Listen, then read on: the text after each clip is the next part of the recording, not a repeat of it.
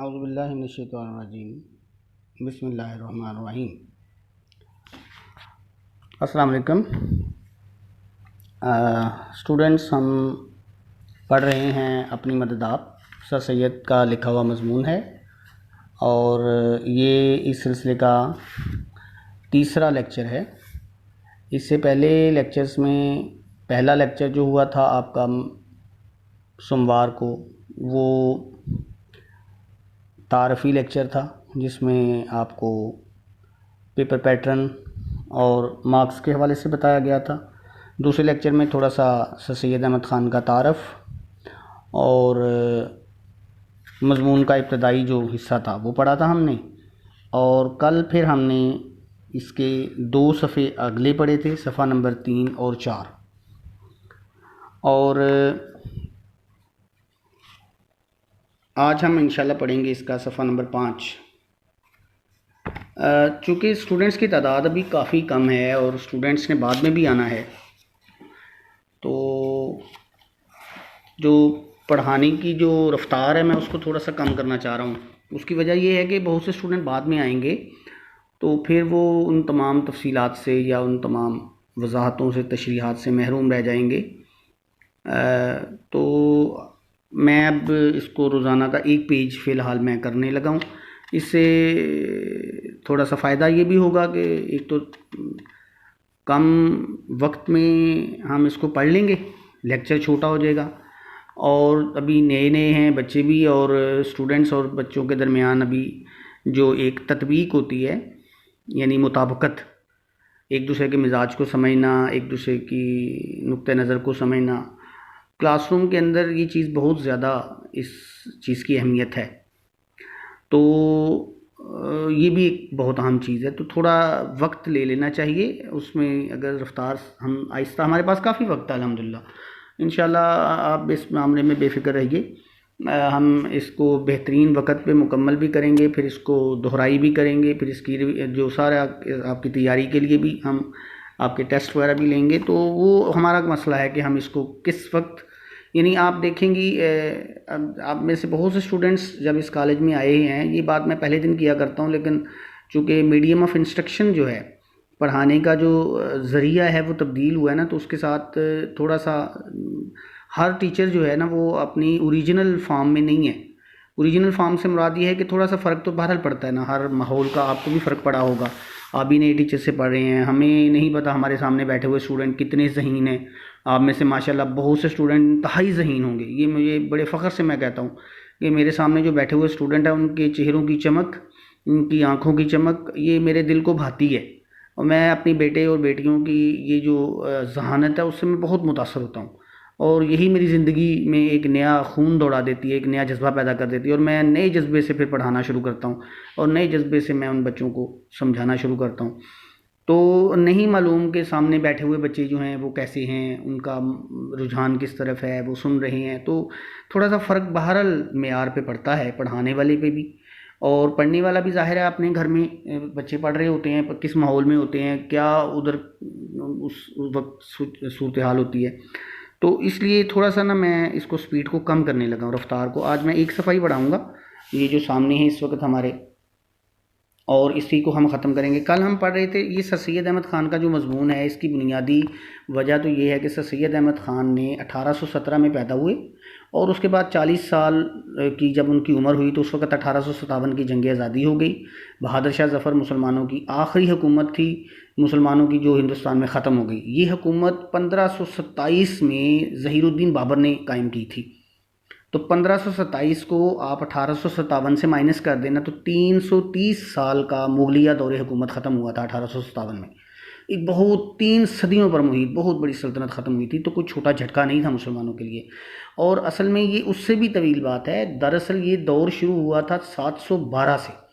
712 میں محمد بن قاسم آیا، پھر اور بھی حکمران آتے رہے، حتیٰ کہ چلتے چلتے 1206 آ گیا، 1206۔ پھر میں نے انگریزی کا ورڈ بول دیا، میں نہیں بولنا چاہ رہا تھا، لیکن چلیں اب عادت پڑی ہوئی ہے۔ 1206 میں آگے ہم۔ 1206 میں قطب الدین ایبک پہلا مسلمان باقاعدہ حکمران تھا یہاں، جس نے سلطنت غلامہ اسے کہتے ہیں، سلطنت خاندان غلامہ کی حکومت یا مسلمانوں کی حکومت کی بنیاد دلی میں رکھی، اس نے وہاں قطب مینار بنایا اس کے نام کا، وہاں پہ قطب مینار بھی ہے۔ بہرحال یہ تو سر سید احمد خان دراصل وہ جو جھٹکا مسلمانوں کو لگا اور مسلمان گر پڑے، ہندو بھی خلاف، انگریز بھی خلاف، اور مسلمان بیچارے لٹے پٹے، ہر بندہ ہر حکومت کا نمائندہ انہیں اپنا دشمن سمجھتا۔ تو مسلمانوں کو دراصل سر سید یہ نصیحت کرنا چاہ رہے ہیں کہ اپنی مدد آپ کرنا سیکھو، باہر سے تمہیں کوئی مدد نہیں ملے گی، کسی نے تمہاری مدد کو نہیں آنا، کوئی معجزہ نہیں ہونا، کوئی نبی نہیں اترنا، تم نے خود ہی خود کو بدلنا ہے۔ بنیادی طور پہ اس کا جو مرکزی خیال ہے نا اس مضمون کا وہ یہ ہے۔ اسی میں پھر وہ آگے میں پہلے 2 لیکچرز میں بتا چکا ہوں آپ کو کہ سر سید احمد خان انگریزوں سے بہت زیادہ مرعوب تھے۔ اب مجھے مجبوراً یہاں انگریزی کا لفظ امپریس استعمال کرنا پڑ رہا ہے کہ بہت زیادہ امپریس تھے، یعنی ناپسندیدہ حد تک امپریس تھے نا۔ تو انہوں نے حتیٰ کہ انگریزوں کو خوش کرنے کے لیے ان کی مرضی کی بعض قرآن مجید کی آیات کی تشریح بھی کی، اور اللہ مجھے معاف کرے اگر میں غلط ہوں تو کہا جاتا، لکھا ہوا ہے کہ ان کی جو اس حوالے سے جو رائے تھی وہ ذرا دوسرے مسلمانوں سے مختلف تھی، لیکن بہرحال ان کے خلوص پہ شک نہیں کیا جا سکتا۔ انہوں نے بہت ایمانداری اور خلوص سے مسلمانوں کی بہتری کے لیے کاوشیں اور کوششیں شروع کی تھیں۔ تو یہ ہے اس مضمون کو میں نے کل بھی تھوڑا سا بتایا تھا بیک گراؤنڈ، آج پھر جو نئے بچے 1-2 آئے ہیں اور ان کے لیے بتا رہا ہوں تاکہ پیچھے کے ساتھ تسلسل ہمارا جڑا رہے، سلسلہ ہمارا وہیں سے شروع ہو جائے اور ایسا لگے جیسے آج ہم اس کو جو بچے نئے پڑھ رہے ہیں ان کو بھی سمجھ آ جائے کہ ہم کہاں تک پہنچے ہوئے ہیں۔ تو سر سید بتا یہ رہے تھے کہ اصل غلام وہ نہیں ہوتا، پچھلے پیراگراف میں ہم نے پڑھا تھا، جس کو کسی نے زبردستی غلام بنایا ہو، جس سے اوپر کوئی ظالم حکمران بن بیٹھا ہو یا جس کے اوپر کوئی ظالم حکومت قائم ہو گئی ہو۔ اصل غلام وہ ہوتا ہے جو اپنی نفسانی برائی کی خواہشات، برائیوں پر کا غلام ہوتا ہے، اپنی نفسانی خواہشات کا غلام ہوتا ہے، اصل غلام ہوتا ہے۔ یہ دراصل قرآن مجید میں بھی اللہ تعالیٰ نے کہا ہے کہ تم میں سے بہت سے لوگ جو ہیں وہ اپنی خواہشات کے غلام ہیں۔ تو یہ اسی طرح کی ایک بات سر سید احمد خان نے بھی کی ہے۔ تو یہ پچھلے صفحہ نمبر 4 پہ ہم تقریباً اس کی ایک لائن رہ گئی تھی، وہ میں اس کی تصویر نہیں میں نے یہاں لگائی، وہ میں پڑھ دیتا ہوں آپ کے لیے۔ کل بھی لیکچر کے آخر میں آخری صفحہ یہاں فولڈ کرنا بھول گیا تھا، اس کے لیے میں معذرت چاہتا ہوں آپ سے۔ وہ تھوڑا سا چونکہ میڈیم ابھی نیا ہے تو اس میں تھوڑی ہمیں غلطی لگ جاتی ہے، تو امید ہے کہ آپ اتنی سی غلطی تو اساتذہ کی برداشت کر ہی لیں گے۔ اب ہم نے بھی تو بیٹا جی آپ کی بہت سی غلطیاں 2 سال برداشت کرنی ہی ہے نا۔ تو یہ آخری لائن میں پڑھ دیتا ہوں صفحہ نمبر 4 کی، جس کی تصویر ابھی نہیں ہے۔ جب تک انسانوں میں یہ خیال ہے کہ ہماری اصلاح اور ترقی گورنمنٹ پر یا قوم کے عمدہ انتظام پر منحصر ہے، یہ صفحہ شروع ہو گیا پر منحصر ہے، کہ جب تک لوگوں میں یہ خیال ہے وہ کہ ہماری ترقی جو ہے وہ گورنمنٹ نے کرنی ہے، ہماری اصلاح جو ہے وہ کوئی باہر سے آگے کرے گا، اس وقت تک کوئی مستقل اور برتاؤ میں آنے کے قابل نتیجہ اصلاح اور ترقی کا قوم میں پیدا نہیں ہو سکتا۔ اس وقت تک کوئی ایسا کام، ایسی تبدیلی قوم میں نہیں آ سکتی جو اس کی اصلاح کی اور ترقی کی وجہ بنے، اس کا باعث ہو۔ گو کا مطلب پہلے بھی بتایا تھا، یہ لفظ ہے اگرچہ کیسی ہی عمدہ تبدیلیاں آپ گورنمنٹ میں کر دیں، یعنی حکومت اپنی طرف سے کر دے، یا انتظام میں کی جائیں، یہ میں نے پہلے بھی بتا رہا ہوں، بار بار بتا رہا ہوں، پرانی اردو ہے، کی جائیں اب ہم لکھتے ہیں اس کی جگہ پہ انتظام لفظ ہم نہیں لکھتے، اس کی جگہ پہ ہم لفظ لکھتے ہیں نظام۔ آپ اس کو بے شک اس کے اوپر لکھ بھی لیں بریکٹ میں، کہ حکومت کیسا ہی بہترین نظام بنا دے، سسٹم بنا دے، جس کے لیے انگریزی کا ورڈ سسٹم آ گیا، اردو میں بھی چلتا ہے یہ لفظ اب۔ وہ تبدیلیاں فانوس خیال سے کچھ زیادہ مرتبہ ان کا نہیں ہے۔ وہ جو تبدیلیاں آئیں گی انسان کے اندر وہ فانوس خیال ہوں گی، وہ غلط ہوں گی، وہ حقیقت کے قریب نہیں ہوں گی، وہ بالکل ایک افسانہ ہوگا اور اس کا حقیقت کے ساتھ کوئی تعلق نہیں ہوگا، وہ بے بنیاد باتیں ہوں گی۔ فانوس خیال کا مطلب لکھ لیں بے بنیاد ہوں گی، ان کی کوئی بنیاد نہیں ہوگی، وہ تبدیلیاں عارضی ہوں گی۔ جس طرح انسان کسی وقت جذباتی ہو کے توبہ کرتا ہے اور کہتا ہے کہ میں آج سے کوئی برائی نہیں کروں گا، تو وہ اس کا ایک جذباتی خیال ہوتا ہے جس کی بنیاد نہیں ہوتی۔ اگر وہ اپنے عمل کے ساتھ اس کی بنیاد کو پانی دیتا رہے تو وہ جڑ پنپتی رہتی ہے، بڑھتی رہتی ہے، پھر جا کے بنیاد بنتی ہے، ایک دم سے وہ بنیاد نہیں بن جاتی۔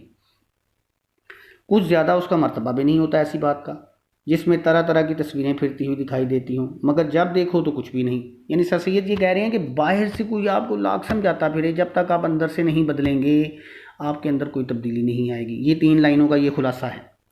مستقل اور مضبوط آزادی، سچی عزت اور اصلی ترقی شخصی چال چلن پر منحصر ہے۔ انڈر لائن کر لیں، اس کو ہائی لائٹ کر لیں. وہ کہتے ہیں پکی، ہمیشہ رہنے والی اور مضبوط طاقتور آزادی اور صحیح عزت، خالص عزت اور اصلی ترقی جسے ترقی کہا جاتا ہے، اس کا انحصار کس پر ہوتا ہے؟ شخصی چال چلن پر، یعنی انفرادی رویے پر، انفرادی کردار پر، انفرادی محنت پر. اور وہی شخصی چال چلن، شخصی کا مطلب سر سید یہاں فرد کو لے رہے ہیں، یہاں وہ فرد کی بجائے شخص کا لفظ لگا رہے ہیں. آج کل ہم یہ شخص کا لفظ نہیں لگاتے، ہم لگاتے ہیں فرد کا لفظ، اور ہم اس کے لیے لفظ انفرادی لے لیتے ہیں. تو وہی شخصی چال چلن قومی ترقی کا بڑا ضامن ہے، یعنی ضمانت دیتا ہے کہ اگر ایک فرد بہتر ہو جائے گا تو قوم بھی بہتر ہو جائے گی. اس کے بعد پھر وہ ایک جان اسٹوارٹ مل، ایک بہت بڑے اسکالر کا ذکر کرتے ہیں. کہتے ہیں کہ ان کا قول ہے کہ ظالم اور خود مختار حکومت بھی زیادہ خراب نتیجے پیدا نہیں کرتی. یعنی اگر ظالم اور خود مختار کا مطلب ہوتا ہے کہ جس کے پاس مکمل اختیار ہوتا ہے، وہ کسی سے پوچھنے کی محتاج نہیں ہوتی، وہ اختیار والی حکومت بھی اتنا برا ماحول پیدا نہیں کر سکتی اگر اس کی رعایا میں شخصی اصلاح، یعنی اپنی اصلاح کرنے کا، اپنی ترقی کرنے کا جذبہ موجود ہو. اور جو شخص کے شخصی اصلاح اور شخصی ترقی کو دبا دیتی ہے، اور جو چیز، پھر آگے سر سید کہتے ہیں، جو چیز ایک شخص کی اصلاح کو، یعنی آگے بڑھنے کی خواہش کو، اپنے اندر بہتری لانے کی خواہش کو اور اپنے آپ کو ترقی دینے کی خواہش کو دبا دیتی ہے، در حقیقت وہی شے اس کے لیے ظالم اور خود مختار گورنمنٹ ہے. تو سر سید کی سوئی گھوم پھر کے ویسے گورنمنٹ پہ آ رہی ہے، آپ دیکھ رہی ہیں بار بار. آپ نوٹ کیجئے اس بات کو کہ سر سید اصل میں فرد کو یہ احساس دلانا چاہ رہے ہیں کہ تمہارے حال کی ذمہ داری حکومت پہ نہیں آتی، گورنمنٹ پہ نہیں آتی. وہ دراصل انگریز حکومت کو تھوڑا سا سہارا دے رہے ہیں اور مسلمانوں کو احساس دلا رہے ہیں کہ تم انگریزوں سے کسی نیکی کی امید نہ رکھو. ہم اس کو اس اینگل سے لے لیتے ہیں. تو اور سر سید احمد خان جو کہہ رہے ہیں کہ ایک جان اسٹوارٹ مل کا قول بتاتے ہیں کہ ایک بری حکومت جو ہے نا، وہ بھی کسی شخص کو اتنا نقصان نہیں پہنچا سکتی جتنی کہ اگر اس شخص کے اندر اپنی اصلاح کا جذبہ موجود ہو نا، تو بری حکومت اس کو کوئی نقصان نہیں پہنچا سکتی. اور اس شخص کے اندر اس کو نقصان کون سی چیز پہنچا سکتی ہے؟ اس کے اندر اگر برائی کا جذبہ موجود ہو اور اس کے اندر اگر ترقی نہ کرنے کا جذبہ موجود ہو، تو یہ محنت نہ کرنے کا جذبہ، اپنی مدد آپ نہ کرنے کا جذبہ اس کے لیے اس ظالم حکومت سے بھی زیادہ برا ہے. یہ اس کا مفہوم بنتا ہے. پھر اس شے کو جس چاہے نام سے پکارو. سر سید کہتے ہیں پھر تم چاہے حکومت کو الزام دو، چاہے کسی کو الزام دو، یہ غلط ہے. اسی مقولے پر، یعنی اسی قول پر، اسی کہاوت پر، اسی پرانی بات پر میں اس قدر اور زیادہ کرتا ہوں، یعنی میں اس میں تھوڑا سا اضافہ کرتا ہوں. کون بھلا؟ سر سید احمد خان کہتے ہیں کہ میں اس کے اوپر تھوڑا سا اور اضافہ کرتا ہوں اور کہتا ہوں کہ جہاں شخصی اصلاح اور شخصی ترقی مٹ گئی یا دب گئی، کہ جہاں فرد نے اپنی اصلاح کرنے کا اور اپنی ترقی کرنے کے جذبے کو دبا دیا یا کم کر دیا، وہاں کیسی ہی آزاد اور بہترین حکومت کیوں نہ قائم کر دی جائے، کچھ بھی بہتر نتیجہ پیدا نہیں ہوگا. بنیادی طور پہ ایک فلسفیانہ اور تحقیقی مضمون ہے اور فکری مضمون ہے جس کے اندر غور و فکر کی دعوت دی گئی ہے. تو اچھی باتیں ہیں اس کے اندر، گو کہ پرانی ہیں، اور اس کا جو مخاطب ہے وہ تو مسلمان تھے اس وقت 150 سال پہلے، آج کے بھی ہو سکتے ہیں، آج کے مسلمانوں پہ بھی فیٹ آتی ہے. ماشاءاللہ مسلمان تب بھی ویسے ہی تھے اور آج بھی ویسے ہی ہیں، نہ تب ترقی کی اور نہ آج ترقی کرنے کے موڈ میں نظر آتے ہیں. اور بہرحال آگے پھر کہتے ہیں کہ انسان کی قومی ترقی کی نسبت ہم لوگوں کے لیے کہ یہ خیال ہے کہ کوئی خضر ملے. انڈر لائن کیجئے، بہت خوبصورت جملہ ہے. یعنی کہتے ہیں کہ انسان اپنی ترقی کی بجائے، خود محنت کرنے کی بجائے یہ سوچتا ہے کہ اسے کوئی خضر مل جائے. اب یہ خضر کون ہے؟ یہ ایک تلمیح ہے. اردو زبان میں جب ہم کسی تاریخی واقعے کا نثر میں، نظم میں، کسی بھی جگہ پہ جب ذکر کرتے ہیں تو اصطلاحاً گرامر کی روح سے ہم اس کو تلمیح کہتے ہیں. تو خضر علیہ السلام کے بارے میں کہا جاتا ہے کہ وہ، کچھ لوگوں کا خیال ہے وہ نبی تھے، کچھ کا خیال ہے وہ ولی ہیں اور وہ زندہ ہیں اور وہ بھٹکے کو راہ دکھاتے ہیں. یہ ایک افسانہ بھی ہو سکتا ہے، حقیقت بھی ہو سکتی ہے. حقیقت ہے جو کہ ہمارے دین سے اس کا تعلق ہے، اس لیے یہ حقیقت ہے. اور مطلب یہ ہے کہ خضر سے مراد یہ ہے کہ وہ بھٹکے ہوئوں کی مدد کرتے ہیں اور ان کو راہ دکھاتے ہیں. تو سر سید کہہ رہے ہیں کہ انسانوں کا قومی ترقی کے حوالے سے یہ خیال ہے کہ کوئی آئے جو ان کو راہ دکھائے اور خود وہ کچھ نہ کرے. گورنمنٹ فیاض ہو یعنی گورنمنٹ کھلے دل کی ہو. فیاض کا مطلب ہے کھلے دل کی. میں انگریزی کا لفظ اس کے لیے نہیں بولتا، حالانکہ میرے بالکل زبان پہ آیا ہوا تھا. گورنمنٹ کھلے دل کی ہو، کھلا خرچ کرنے والی ہو اور ہمارے سارے کام کر دے. اس کے یہ معنی ہے کہ ہر چیز ہمارے لیے کی جاوے، یعنی ہمارے ہی لیے ہر چیز کی جائے، ہم کسی کے لیے کچھ نہ کریں. یہ ایسا مسئلہ ہے کہ اگر اس کو ہادی اور رہنما بنایا جائے، یعنی اگر ہم یہ رویہ اپنا رہنما بنا لیں. ہادی کا مطلب ہے ہدایت دینے والا اور رہنما کا مطلب ہے رہنمائی کرنے والا. یعنی اگر ہم اس نظریے کو اپنا رہنما بنا لیں تو تمام قوم کی دلی آزادی کو برباد کر دے. تو یہ نظریہ ساری کی ساری قوم کی آزادی کو زنگ لگا دے گا، تباہ و برباد کر دے گا. دلی کا مطلب کل بھی بتایا تھا، دلی کا مطلب ہے دل کی آزادی. تو یہ بھی ایک محاورے کے حساب سے کہ دل آزاد ہو تو انسان آزاد ہوتا ہے نا. اور آدمیوں کو انسان پرست بنا دے.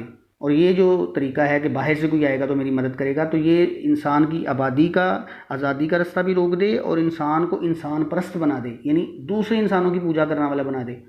لیڈر بنا لیا. جیسے ہمارے یہاں دیکھیے نا، ہماری پچھلی حکومت کے جو چاہنے والے ہیں وہ پچھلی حکومت کے لیڈر کی ہر غلط بات کو صحیح کہتے ہیں. جو موجودہ حکومت کے چاہنے والے ہیں، اب آپ رویے دیکھ لیجئے، یہ کوئی آزادی کا رویہ تو نہیں ہے نا.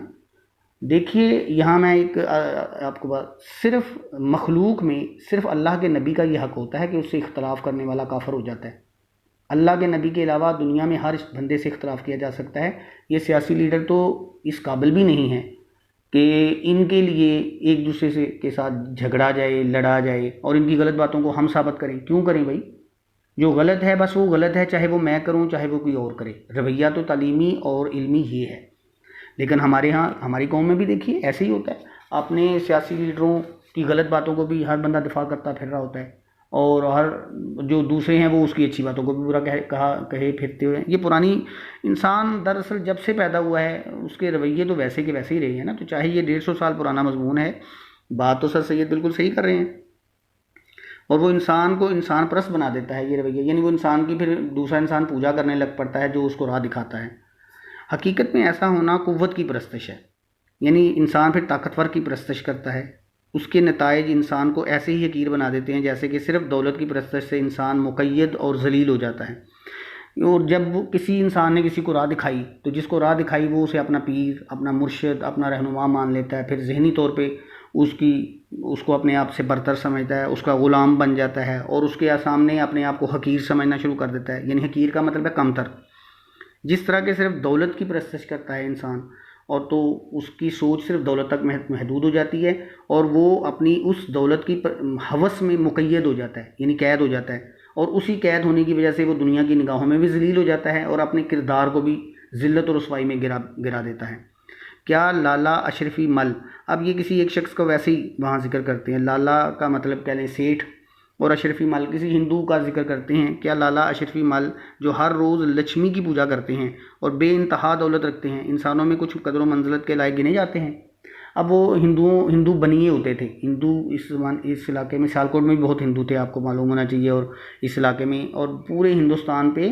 اور آپ کو معلوم ہے، آپ نے 1907 میں جو تقسیم بنگال ہوئی تھی 1906-07 میں آپ نے پڑھا ہوگا پاکستان اسٹڈیز میں، اس کے پیچھے بھی یہ ہندو بنیوں کی تجارت تھی جس نے اس کو کینسل 1911 میں کروا دیا تھا. تو ہندو بڑے ماہر تاجر تھے اور وہ بڑے لالچی ہوتے تھے. تو کہتے ہیں کہ جس نے پیسہ گن گن کے لالا اشرفی مل، کسی ایک شخص کا ویسے ہی نام لے لیتے ہیں، یہ کوئی مشہور بندہ نہیں تھا لیکن اس کا نام لے لیتے ہیں کہ کیا لالا اشرفی مل جو ہر روز لکشمی کی پوجا کر، لکشمی یہاں دولت کو کہا جاتا ہے ہندی زبان میں، کہتے تو لکشمی ہے ویسے لیکن لکشمی بھی کہتے ہیں.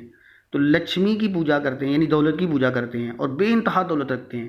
وہ کہتے ہیں اتنی دولت ہونے کے باوجود کوئی ان کی عزت بھی کرتا ہے. سارے لوگ کہتے ہیں کہ یہ شخص جو ہے اس نے ہمارے حق پہ ڈاکہ ڈالا ہے اور اپنی دولت سے ہمیں خریدتا ہے، اپنی دولت کا ناجائز فائدہ اٹھاتا ہے اور بڑھاتا رہتا ہے. دولت کی ہرس اس میں کام نہیں ہوتی.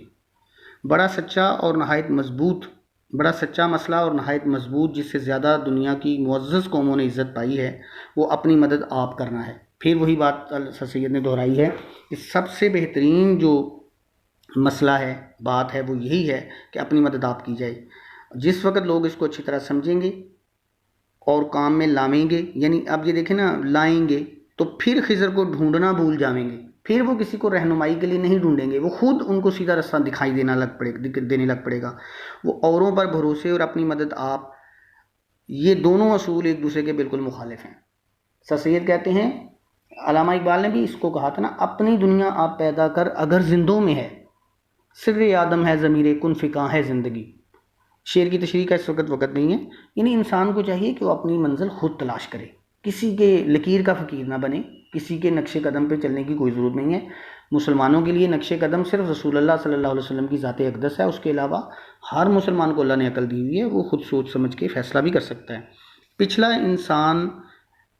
پچھلا انسان کی بدیوں کو برباد کرتا ہے اور پہلا انسان خود کو۔ یہ رویوں کی بات کر رہا ہے کہ دوسروں پر بھروسہ کر کے جو ہے وہ، اور اپنی مدد آپ، یہ دو بتائے نا، اوروں پر بھروسے اور اپنی مدد آپ، جو دو اصول بتائے ہیں، کہا یہ دونوں ایک دوسرے کے مخالف ہیں، یعنی ایک دوسرے کے ضد ہیں۔ جو پچھلا سے مراد ہے پہلا اصول، دوسروں پہ بھروسہ کرنا جو ہے وہ انسان کی بدیوں کو برباد کرتا ہے، اور پہلا جو ہے وہ انسان کو خود کو برباد کرتا ہے، یعنی اگر وہ اپنی مدد آپ نہ کرے، بدیوں کو برباد کرتا ہے۔ بدیوں تو بدی کی جمع ہوتی ہے، تو اگر وہ اپنی مدد آپ کرتا ہے تو اس کی بدیاں برباد ہوتی ہیں۔ بدیوں سے مراد یہ ہے کہ وہ بدیوں سے جان چھڑا لیتا ہے، اور اگر وہ پہلا اصول جو ہے اس پر کرے کہ دوسروں پر بھروسہ کرے، تو پھر انسان خود کو ہی برباد کر لیتا ہے۔ تو دو اصولوں کا تقابل دو رویوں کے ساتھ کیا ہے سر سید احمد خان نے اس آخری لائن میں۔ یہ ہم نے آج صفحہ نمبر 5 پڑھا ہے، میں نے آج مختصر رکھا ہے، ایک ہی صفحہ رکھا ہے، کل انشاءاللہ ہم اس کا اگلا صفحہ پڑھیں گے۔